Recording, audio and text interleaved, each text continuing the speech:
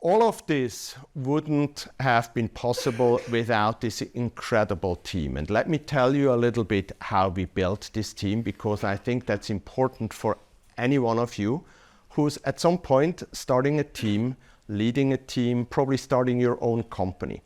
So when we started out, we were already a team. So we were 3 founders, and we said, we hired our first 2 team members, and we felt, hey, it's an amazing culture in this small team. So we said, hey, for every person that we're gonna hire next, we're gonna do interviews, and they have to interview with all of us.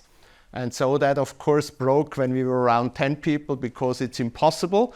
But we had cultivated a spirit of, hey, we wanna have very clear mindset and not just primarily skill set in the people we hire.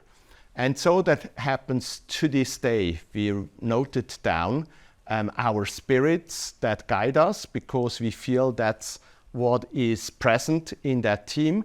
And it has become generational, because now when our latest generation of team members hires the next generation of team members, they basically go back to these spirits and ask, is the explorer spirit there? Something that we talked at the very beginning. Is the athlete spirit there? Something that's very close to innovation, because athletes, when they win, they have to get up the next morning and start to train again. So thinking about failing innovation and getting up the next morning again to do the next prototype. And so these spirits, together with the positive spirit and with the team spirit, they all have to be there. And we probe first and foremost for these spirits, because we feel whenever you go into a company headquarter and you see excellence written somewhere on a wall, you're probably not going to believe that it's really there or that this makes something happen. So it comes through people. And by bringing the right people around you, we feel you have a shot at building a great culture that then is not just there as your first product, but it becomes generational. And these next generations build the next product, because products are probably there for 5-10 years, depending whether you do a digital product or a physical product.